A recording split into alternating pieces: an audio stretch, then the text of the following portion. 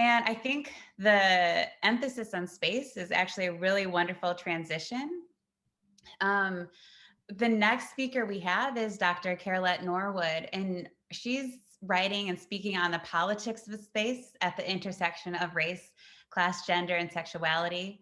Her piece is in the part of our book that we sub-themed Black feminist sociological epistemologies and how they speak to us. So thank you again for the folks who just spoke, and I would love to bring in our next speaker.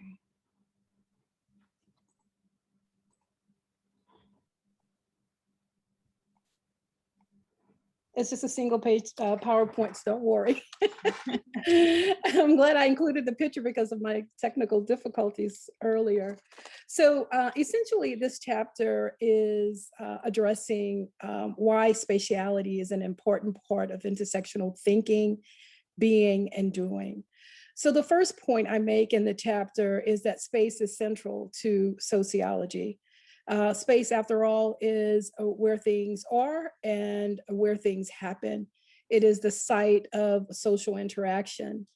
Space is also both material and poetic. By material, I mean something that is tangible, such as a plantation or slave ship or prisons. These material spaces are often sites of domination and contestation, or what Catherine McKittrick calls terrains of struggle. And in thinking about that, I thought about the book that I used in my comparative Black feminism class this past semester, a book called Black Women Against the Land Grab, The Fight for Racial Justice in Brazil by Keisha Conberry. Or maybe for a more local example, one might think of the Gullah Geechee community and their fight to save their land from Hilton Head, or any processes of Negro removal initiatives, or gentrification, the construction of reservation, bracerios, children in cages, are examples of, kind of material spaces. But, these spaces are not only spaces of terror, right? Terrains of struggle can include places that look innocent, like golf courses or country clubs, right? And then there is a poetic space. Those are the spaces in our imagination, our dreams, and in our memories. Space can also be embodied.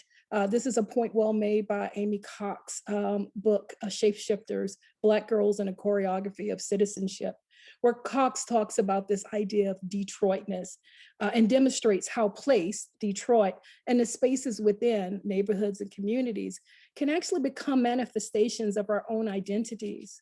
And finally, in my own work, which is mentioned in this chapter, something I'm working on called Crow Geographies. In my work, space is conceptualized as a mediator between structure and the individual.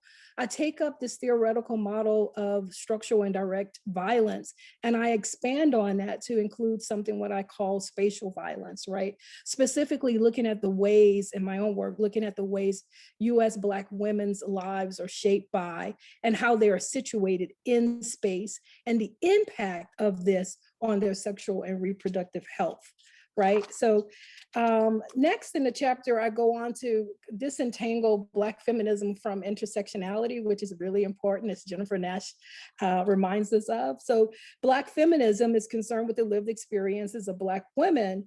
And while and when I use Black women, I'm always inclusive of gender and sexuality and other diversities that we embody. So it's an inclusive concept for me.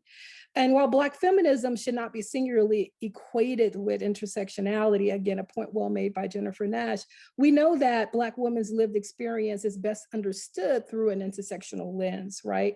So this lens must include understanding of race, gender, sexuality, social class, able-bodiedness, but also of space, right? And that inclusiveness of space should be both deliberate and explicit, in my opinion. After all, intersectional theory is inherently spatial, as noted in Charlene Mollet's and Caroline Fierra's 2018 publication entitled The Spatialities of Intersectional Thinking, Fashioning Feminist Geographies' Futures, as well as Keisha Decree's Black Feminist Spatial Imagination and Intersectional Environmental Justice, that both of those were published in 2018. So given its intersectionality's concern with power and identity, it is important to be mindful that power and identity are connected to space and place. Where we live shapes who we are, our access to resources, power, and ultimately it shapes our life quality and life chances. So as, for example, if I were a pregnant person living in Cincinnati, it's important to understand the infant mortality problem of Cincinnati. Ohio has the second highest Black infant mortality rate in the country. And within Ohio, Cincinnati is at the top of that, right? So if I'm a pregnant Black person living in Cincinnati, what does that mean being in this place and space, right? So George Lipset famously writes that the lived experiences of race has a spatial dimension and the lived experience of space has a racial dimension. So for example, race dictates where you live, the spaces and the spaces within, right? And so that historically has been based on things like zoning policy, bank lending practices, transit systems, etc. These practices dictate not only a racial demography of space and place where people live, work, play, travel, etc., but it also predicts citizenship, right? Belongingness. So I was thinking about that when Dr. Spence started off earlier talking about Spelman as a place built for Black women, right? But so citizenship, who belongs, who doesn't? Who doesn't? The essence of this is also taken up by Pat Hill Collins' concept of politic of containment, which she talks about in Fighting Words. This refers to citizenship and belongingness. It also talks about mobility, how people move within and across space, and how space can be deliberately racialized, as in the ways that Lipset discusses, but space can also be gendered and sexualized. These spaces produce geographies, ultimately, of privilege and of opportunity. Finally, in the chapter, I call on readers to avoid ubiquity and homogenizing Black lived experiences across space. This is super important. And this is something Black feminists do all the time. We're constantly reminding folks, we ain't a monolith. We have diversities, right? That we embody all kinds of diversities, right? So when we homogenize communities and persons and people, it actually conceals and hides our distinctiveness, right? So culture, for example, is informed by space and place, and vice versa. Space and place informs culture. And yet culture too is shaped by a diffusion of populations as a result of in and out migrations. And as such, culture itself is also deterritorialized, right? So in the end, I acknowledge that it's important to look at patterns. I do that looking at HIV and IMR, for example, in Cincinnati, but it's also important to go in deeper, right? To look for the particularities and the nuances of locality and the ways, again, that shapes our lived experiences, but also how individuals can shape locality. Thank you.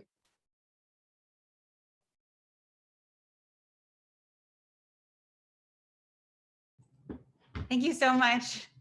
That was wonderful. And yeah, we loved reading your chapter, and I think everyone in the chat will too. I saw people were saying they were taking notes and trying to find citations, but when you order the book, you definitely will get some of that.